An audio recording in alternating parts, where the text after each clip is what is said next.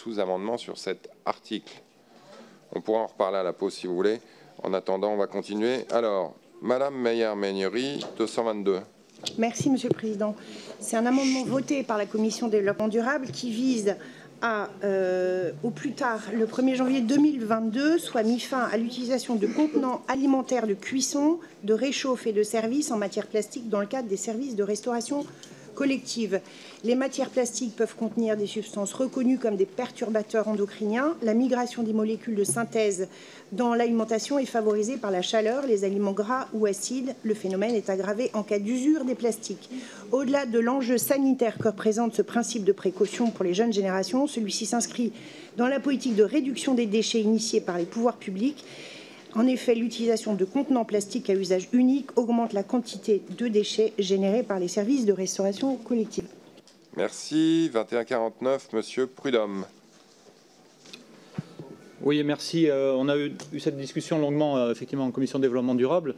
Nous avions à ce moment-là posé un sous-amendement, nous, avec une date d'effet qui était 2019, et j'avais entendu les arguments de mes collègues qui me disaient que cette loi passant devant l'Assemblée à la mi-mai, c'était un petit peu compliqué en 6 mois d'imposer. Donc, comme je m'y suis engagé en commission développement durable, comme je l'avais dit à mes collègues de la majorité, et comme je l'ai dit devant les associations, je porte quand même un amendement qui prévoit la date d'effet au 1er janvier 2020, parce qu'il me semble qu'un an et demi, c'est largement suffisant pour mettre en place, d'autant qu'il y a déjà beaucoup de cantines qui sont sur des contenants sans plastique.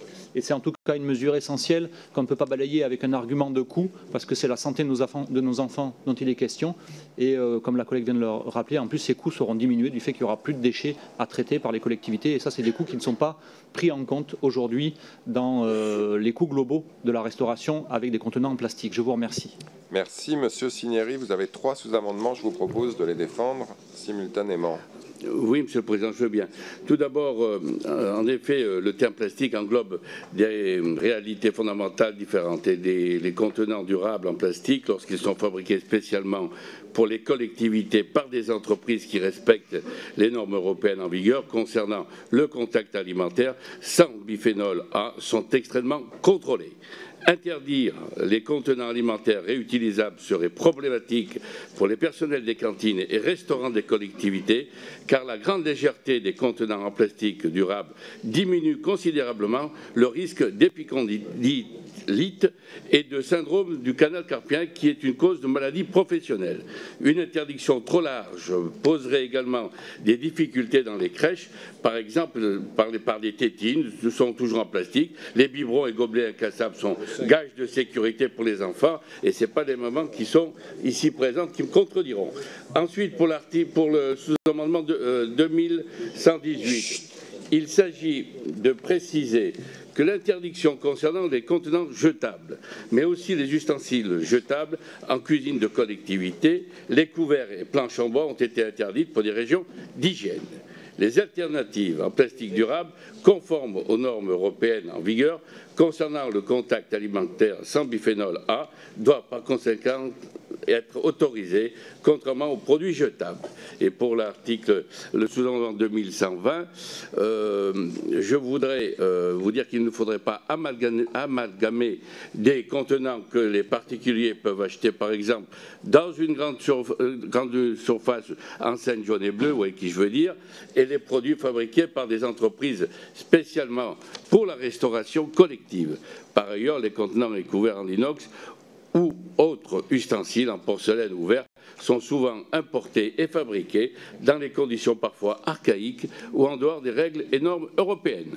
Merci, Monsieur le rapporteur, pour cet amendement et les 3-4 sous-amendements suivants.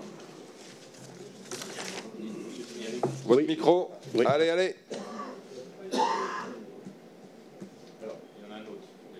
Micro, est-ce qu'on voit une ampoule? Alors, non, attends, non.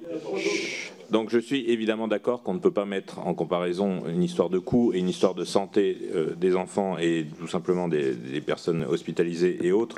Cependant, il n'y a pas eu d'études d'impact préalable par rapport à cet amendement. Il faut quand même voir la faisabilité et comment concrètement ça peut se mettre en place réellement. Donc j'ai proposé, moi, sur cette base, plutôt une expérimentation pour vérifier justement la faisabilité dans la vie réelle de la suppression de ces contenants et je propose donc le retrait de cet amendement au profit de l'expérimentation que je propose juste après sur l'amendement 2065.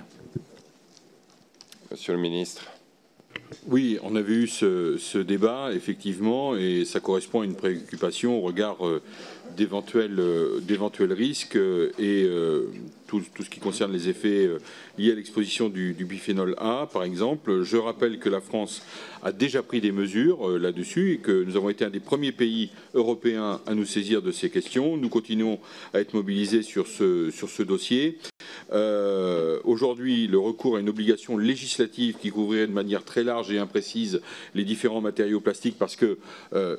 Cinieri le disait dans son amendement, aujourd'hui, il y a une diversité des matériaux utilisés et tous ne sont pas à mettre au même niveau. Et donc, sur la forme, cet amendement, moi je préfère que l'on se réfère à celui qui sera déposé par le rapporteur et de faire en sorte ensuite que l'on puisse avoir cette expérimentation qui pourra répondre aux préoccupations qui ont été portées pendant la commission développement durable et de l'aménagement du territoire. Madame la rapporteure. De toute évidence, on a besoin de parler avec les acteurs, d'échanger, d'en mesurer l'impact. Donc, je retire cet amendement au bénéfice d'une expérimentation dont les contours seraient davantage connus. Merci. 2065, monsieur le rapporteur, vous avez la parole. Donc, je ne vais pas être très long sur cet amendement, donc c'est grosso modo le même que précédemment, sauf que ça propose l'expérimentation sur les collectivités territoriales qui le souhaitent, interdire l'utilisation de récipients en plastique dans les cantines dont elles ont la charge, en particulier les cantines scolaires. Monsieur Cinieri, j'imagine que vos 3 sous-amendements sont identiques et donc ça peut aller assez vite. Absolument, simplement, je ne veux pas reprendre, c'est la même défense pour les 3 sous-amendements, Monsieur le Président. Merci, monsieur. Merci, monsieur le ministre. Micro, s'il vous plaît. Oui, là aussi, bon, je pense qu'il faut que les collectivités locales puissent mener une concertation avec les professionnels. Donc, il aurait possible de prendre des dispositions. C'est le cas de ce qui se fait à Bordeaux. C'est le cas en région parisienne à Montrouge, je crois, dans d'autres villes. Elles peuvent prendre des dispositions particulières. Et donc, là aussi, je crois que nous pouvons avancer dans ce cadre, avoir une expérimentation sur la base du volontariat et ensuite avoir un retour d'expérience sur ces bonnes pratiques, sur les coûts, avoir une forme d'étude d'impact sur la situation et ensuite pouvoir avancer. Et puis, nous aurons peut-être l'occasion, d'ici 1 ou 2 ans, de revenir sur un dossier comme celui-là, mais prendre le temps de faire les choses. Travailler sur des trajectoires, c'est comme ça que l'on fait aussi avancer les questions agricoles et sur l'alimentation et tout ce qui concerne, ce qui vient autour de l'alimentation, doit faire le même objet et la même attention. Merci, monsieur Garot, puis monsieur Prudhomme. De la santé rapportée aux emballages et aux contenants et dans la suite de ce qui vient d'être dit. Bien sûr, il faut cette expérimentation, nous sommes tous d'accord, mais je pense qu'il serait aussi utile d'être éclairé sur les préoccupations, l'exigence sanitaire s'agissant d'autres types de contenants et d'emballages. Je pense au verre et donc je pense aussi au carton, de telle sorte qu'on puisse avoir une vue large et complète des difficultés, en particulier sur le plan sanitaire. Merci. J'ai monsieur Prudhomme, madame Delaverne, madame Rossi, monsieur Ruffin et monsieur Decker. Merci, Monsieur le Président. On arrive ici au comble du cynisme, quand même, où effectivement on nous dit qu'il va falloir expérimenter. Enfin, si ce sujet avait intéressé et avait été pris en compte, c'est des réponses qui sont juste pas possibles. Sur les TMS et les expérimentations, alors les troubles musculo-squelettiques, c'est un argument qui est balayé par toutes les expériences qui existent et il n'est pas besoin d'expérimenter. Il y a des municipalités qui sont entièrement passées sur du sans plastique, donc les TMS, elles sont réglées par l'organisation des postes de travail et les salariés de la restauration collective en sont très satisfaits. Et sur les expérimentations, c'est juste une façon de balayer, de repousser ça au calendrier grec. Et quand je pense que c'est des enjeux quand même de santé publique, sanitaire majeurs, c'est juste, moi je trouve incroyable qu'on trouve tous les arguments pour repousser ça. Et celui notamment de l'expérimentation, il ne tient pas une seconde parce qu'il y a beaucoup de municipalités qui sont passées, on a des retours d'expérience, on sait exactement chiffrer combien ça coûte, on sait exactement ce qu'il faut faire en termes d'aménagement des cuisines. Donc arrêtons ce cynisme absolu et que vous mettez en regard de la santé de nos enfants. Merci Madame Delavergne. Puis Madame Rossi, Ruffin. Merci Monsieur le Président. Effectivement, je crois que l'objectif final, qu'il s'agisse de l'objectif de santé ou l'objectif environnemental, est un objectif partagé.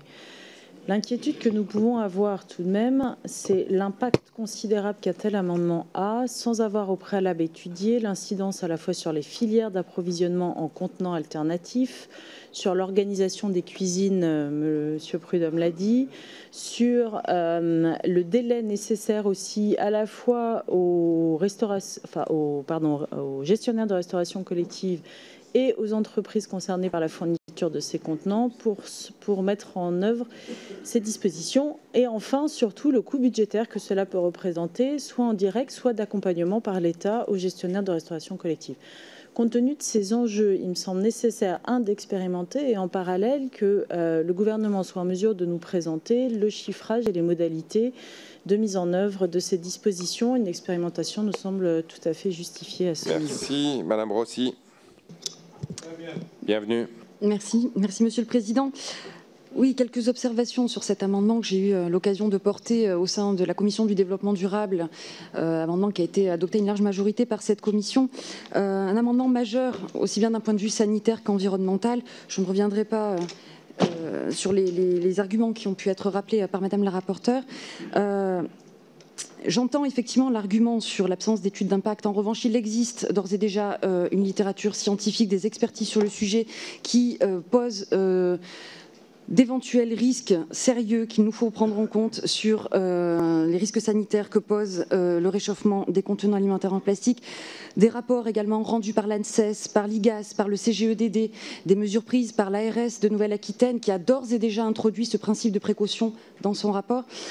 Donc cette littérature est là, elle existe, il nous faut en tenir compte. Moi je conçois et je mesure tout à fait évidemment l'impact et les enjeux économiques d'une part et les enjeux locaux aussi pour nos collectivités, notamment pour les plus petites collectivités. Donc il faut y regarder de plus près. Néanmoins, ces coûts sont neutralisables. Bon nombre de collectivités, ça a été rappelé, ont fait le choix de revenir soit des matériaux existants tels que l'inox, soit à des matériaux alternatifs. Et d'ailleurs, il y a une filière à structurer. S'il vous plaît. Merci. Je suis désolé, vous n'étiez pas là quand j'ai rappelé les règles, mais c'est 1 minute par orateur. On a des centaines d'amendements. Juste en quelques secondes. Que tout le monde s'exprime. Oui, merci. Monsieur Ruffin, puis Monsieur Decker. Oui, moi je suis aussi favorable à aller vers le sans plastique pour les cantines. Maintenant, il faudrait regarder la poutre qu'on a dans notre œil en même temps que la poutre en plastique. Donc en même temps qu'on critique et qu'on veut résorber la paille en plastique jetable dans celle des cantines. Je veux dire que devant nous, tous les jours, on a ça, quoi. Tous les jours, on a des bouteilles en plastique qui sont par lot de 50 à l'entrée et on a des gobelets en plastique. Donc je pense qu'on peut aussi se mettre en avance sur la loi. Cette loi, il faut la transformer pour les cantines, mais nous aussi, on peut se mettre très rapidement en avance sur cette loi et remplacer les bouteilles en plastique qu'on a devant nous par des carafes d'eau. Ça sera une autre forme de signe qui sera envoyée au pays aussi. Excellente idée, Monsieur Ruffin. J'ai moi-même banni les bouteilles en plastique dans mon bureau. Monsieur Decker, et ensuite on passera au vote après avoir écouté évidemment le ministre. Oui, très brièvement, la proposition du rapporteur de préférer l'expérimentation à une mise en œuvre adossée à une date butoir est de bon sens. Moi, je pense qu'on doit saisir cette opportunité et cette expérimentation ne doit pas s'affranchir, parce que c'est un sujet qu'on a évoqué pendant toute cette matinée, ne doit pas s'affranchir de la question du financement de toutes ces transitions que l'on propose. Merci. Je vais d'abord mettre aux voix les sous-amendements qui font l'objet d'un avis défavorable du ministre et du rapporteur. 21-15, qui vote pour, qui vote contre, non adopté. 21-21, qui vote pour, qui vote contre, non adopté. 21-17, qui vote pour, qui vote contre, non adopté. Le 20-65, présenté par le rapporteur, qui fait l'objet d'un avis favorable du gouvernement, qui vote pour, qui vote contre. Amendement adopté. On va faire un petit break. On se retrouve à 15 h pour la suite de l'examen de ce projet de loi. Merci.